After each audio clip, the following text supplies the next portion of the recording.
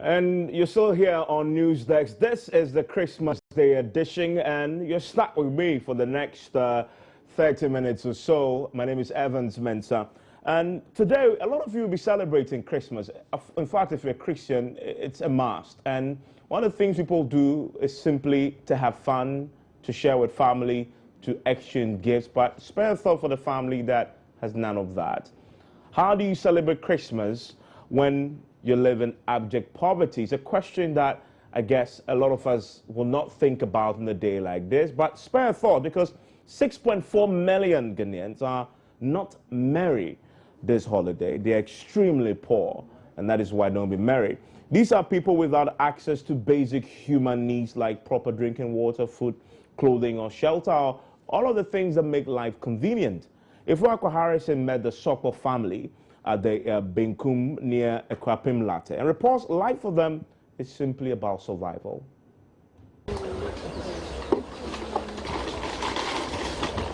One day to the next. That is how the Sokpo family lives. They stay in the cracks of Benkum, surrounded by forest, having only each other for company and a makeshift room of aluminium and plastic to lay their heads.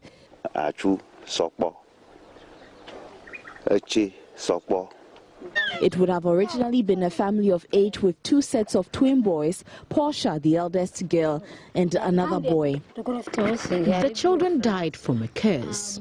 It is called Asram here. The children just didn't grow. The family is barely surviving like this. The twin boys, who are almost 2 years old, were found severely malnourished. 7 months pregnant with her 6th child, Abla Sokpo, according to health workers, is also not receiving optimum nutrition, but she thinks not of herself.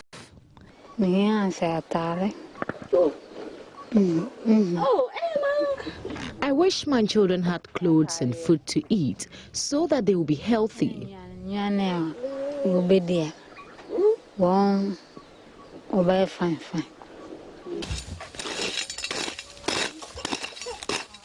It is a headache for the sole breadwinner, Michida Sokpo, a farmer who lives and works on borrowed land. I used to be a watchman in a brewery, but the pay was no good, so I decided to quit and become a farmer.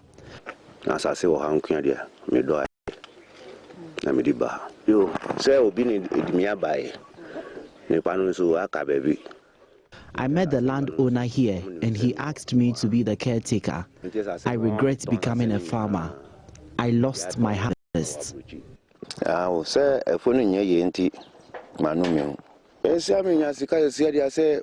If I had money, I'll buy land and build a house and think about putting up a shop to sell. Everything depends on money. The United Nations lists a number of things to describe extreme poverty. Lack of access to proper housing, for instance, or lack of access to toilet facilities, lack of access to safe drinking water, no access to nutritious food. All things the Sokpo family don't have. I mean, their staple meal is banku and soup, which is not enough nutrition for growing children and a pregnant mother. If not for access to free medical services at the Larteh Health Center, the Sokpo family would continue to live in privation.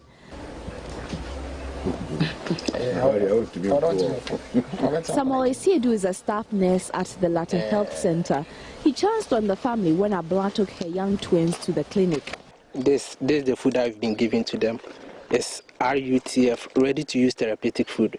We use it to treat marasmic kwashiorkor, and this kind of disease. When we came, their weight 5.0, but now they are 6 going, so it means it's working. 21 months, they are supposed to weigh something like 10 kg going. The family has been under the radar of the center and social services for a while. It's more than 3 years back. I went there with my community nurses. And the way they were keeping themselves there, it was not actually the best. We could see that it's just extreme poverty that is putting them in that way. Sometimes you see the place that they lodge, I mean their home, where they call home, it's not good at all. When it rains, in fact, all the children are wet. So first we try as much as we could do. We brought in the Tetakwashi social worker also to help them. But there's no finances for her also to move up and down to do her work. So she also decided to pack back. And since then, we also stopped going there frequently. It was later on we decided to go back this year to see how best they are doing. And the new community nurses that have been posted, they also pick it up to seek for help. It has been a week since we visited the Sopo family. I have been thinking about how the Livelihood Empowerment Against Poverty Program, or LEAP, can help them. This is the government intervention to ease poverty rates in Ghana. So I seek out the Social Welfare Department in Nkwanta North, where Benkum-Larteh falls under, to find out if the Ministry of Gender has been alerted about the family's plight. The office is closed, but I managed to get the district coordinator on phone, who tells me the LEAP program has just been launched in the eastern region and beneficiaries are yet to be identified. Back to the Sopo household. It's 2 days to Christmas, and clothes, food and water have been sourced for them. But this is just a temporary measure. The aim of the interventions are not really to get them out of poverty, but is to be resilient to poverty. What it means is that they should be able to cope within the context of poverty they are finding themselves in. Otherwise, there is so many poor in Ghana, and we cannot take all of them out of poverty. But at least we have to create the environment that within the little that they have, they're able to grow and then grow in a way that does not affect their health and their safety. The United Nations says global extreme poverty rates have been cut by more than half since the 1990s, but millions of people still live on less than $1.25 a day. People like the Sopo family. For now, the family has been giving a little lifeline. The Sopo family is smiling this Christmas. From Benkum-Larteh, Ifo Akwa Harrison, Joy News. It's our story with a happy ending there. Well, to another story that started sad, but it's turned out to be a pretty happy one. Early this year, Joy News brought you a story of a talented artist serving a jail term in Nsawam. Hassan Ouattara was incarcerated for threatening his father. Now, Hassan, however, got his freedom following a Joy News report on his plight at the Sunyani Central Prisons. Now, while serving his 2-year jail term, Hassan kept developing his skills as an artist and a painter. Now, with the help of prison officers, he's managed to grow that talent. He's out of jail now. Hassan is back in the village, making huge impact with his painting and arts work. Now, Seth Kwame Boateng traced back to that village, followed up, and filed this report.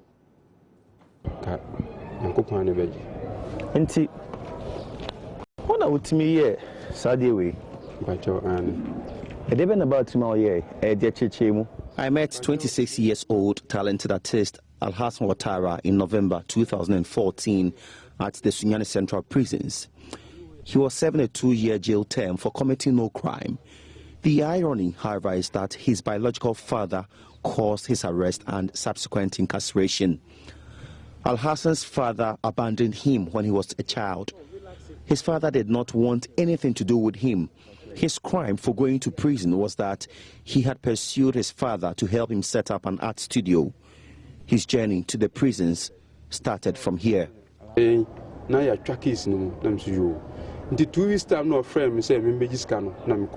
father called me 2 weeks later to come for the money he promised. I got there and he asked me to wait as he goes to bring the money. To my surprise, he returned with 2 police officers who told me they had come to arrest me for threatening to kill my father. God is my witness. I never said anything like that. No one ever taught him how to draw and paint, but his artwork has a professional touch. Even in the prison, Hassan did many paintings or telling stories of his life struggles. I did this drawing to tell the story of how some parents maltreat their children. They must rather love them. The woman in this picture represents my stepmother and how she maltreated me simply because I was not her biological son. Shortly after Joy News aired Al-Hassan's story, close to 10 lawyers came together and filed an appeal on his behalf. His case was recalled and the judge ruled that Al-Hassan was wrongfully incarcerated, so he was freed. Al-Hassan has gone back to Sampa, a town in the Benkum-Larteh region of Ghana where he comes from. About 8 months after his release, I set off to look for him. Sampa is about 3 hours drive from the Benkum-Larteh regional capital, Sunyani. We are here at Sampa Kukua in the Benkum-Larteh region. This town shares border with Côte d'Ivoire. That is where Al-Hassan Ouattara lives.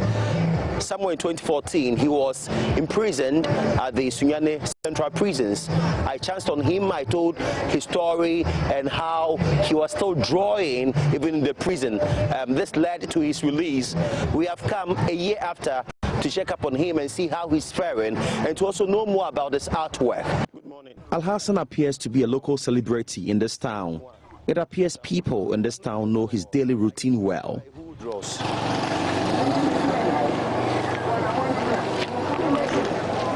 Is the house far? Do you know him? Yes. You know him? Who draws? Yes. Where's the house? Is it far?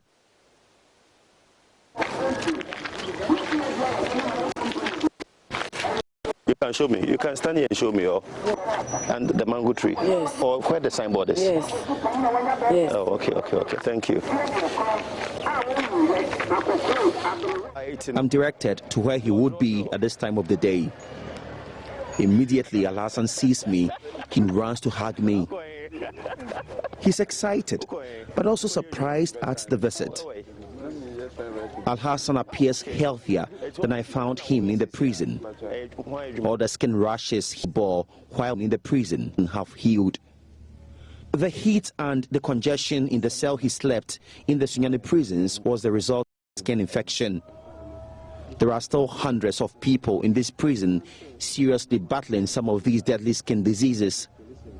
He remembers his journey to freedom. Since I moved back, prison capture me. After airing the story you did on me while I was in prison, some lawyers came together and filed an appeal for me. They told me they had seen my story on Joy News. They realized I needed help. And at the courts, they made a case out of the story they saw on Joy News. The judge really understood my story through that news report and freed me. After the harsh prison life, Al-Hassan is back in the groove, drawing and painting. He has refused to be dormant since his return from the prison, so he takes me to a drinking spot he's painting. Before his incarceration, Al-Hassan used to paint and design this drinking spot. The owner of this spot waited for me to return from the prison to do the painting and designing for him. With Christmas approaching, he wants a beautiful artistic work on the walls of a spot to attract customers. I may also get some pocket money through this. He wanted me to also use this to announce my return. For now, Al-Hassan does not charge for any of his works. All he needs is for you to provide the paints and the tools needed to execute with a professional touch. From north to south, east and west of the Kukua township, his artwork is conspicuous everywhere. From churches to schools to the police station, Al-Hassan has something to show to prove that with a little financial support, he can do great things. At the Kukua police station, the Pentecost church, cold stores, some private schools, Al-Hassan's paintings and artwork are on all of them. What is it? My body, member, na police station, member, be renovating man. The member, I'm so number two, we any cresting in the logo or in training.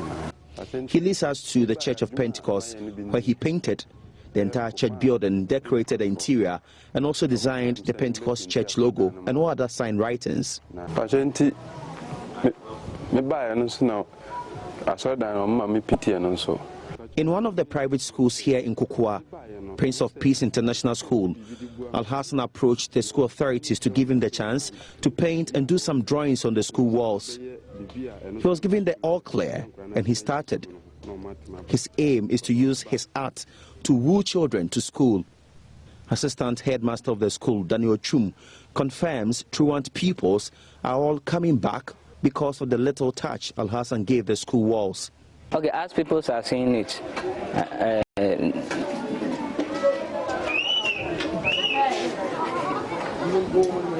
they become very happy, and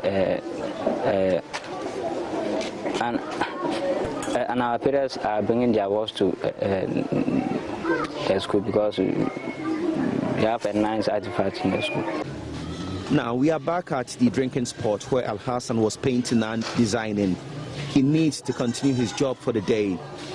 Remember, nobody taught him how to draw. He says it is a gift from God, and that makes him happy. It is the reason, even in prison, he kept drawing to sustain his joy. Al-Hassan tells me about the rousing welcome he received from his family the first day he returned from prison. My mother was really excited to see me. She hugged me and quickly prepared chicken soup for me. Some people in this village were shocked to see me. They thought I had escaped from prison. What, however, convinced them was that many said they saw on Joy News that I had been freed. Before his incarceration as the firstborn, he was the breadwinner for his family, a sick mother and 3 siblings. They depended on him for almost everything. So his incarceration was a big blow to especially his mother, Fati Watara. I was so sad and did not know what to do. He was my first child and he was taking care of the home. He would work and put food on the table. Life was really tough for me when he was incarcerated. Al-Hassan's 24-year-old younger brother, Bema Watara, says life became unbearable for them in the absence of his brother. He had to drop out of school to enable him work and earn something to take care of his mother and his siblings. With no money to assemble a team of lawyers to file an appeal for her son, Madam Fati Watara says all she could do daily was to just pray to God to send helpers to get her son out. Al-Hassan's younger brother, Bema Watara, is bent on taking after his brother as an artist, so he moves with him everywhere he goes. I have decided to be with him everywhere he goes. I'm learning how to do the painting and the drawing. I've learned how to hold the brush and all that. I'm enjoying it. Al-Hassan has resumed his former position as the breadwinner of his family. But with no sustainable job or capital to set up his art studio, Al-Hassan has ventured into farming as well. He agrees to take us there. The farm is quite a distance from his home. We walk through some bushes, through to other farms to finally get to his yam farm. Yeah,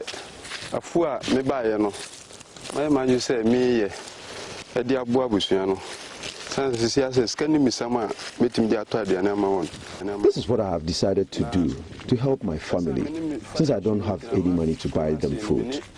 Because of the problem I had with my father, I don't even have a land here, so I am farming on somebody's land. At least, this can help us in a way.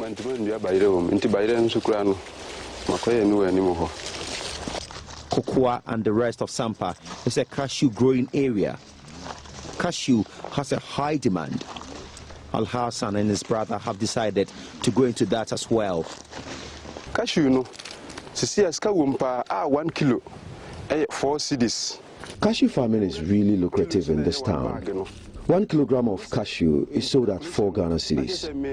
My family will be better off if we are able to also grow cashew. I have strength now to do that, so I have contacted someone who has agreed that we do it together and share.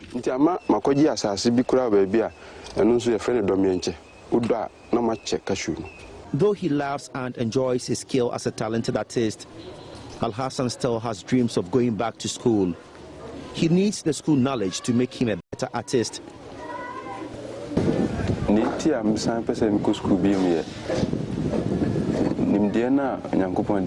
Yes, God has given me this talent, but I also think I need the school knowledge to help shape what I already know. I really want to go far with my artwork, so I need the school. Al-Hassan believes he can realize this dream if he's able to get just 1,000 cedis as business capital. He can put together a shop, buy his own paint and other materials, and charge a fee for his work. This will enable him earn and save and go back to school. This is my testimony, everybody, how God favored me in spite of my enemies. And if God did it for me, He'll do the same thing for you. Don't worry about your haters. Your haters can't do nothing with you. Listen to these words. Love is patient, caring. Love is kind. Love is felt most. Love is felt most when it's genuine.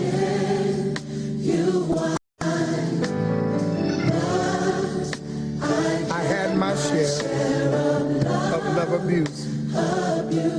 Manipulated, and his strength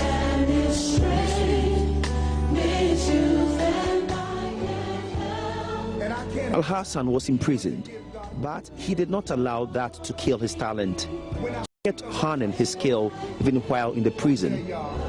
Al-Hassan says he's forgiven his father who caused his arrest, but the healing process will take time.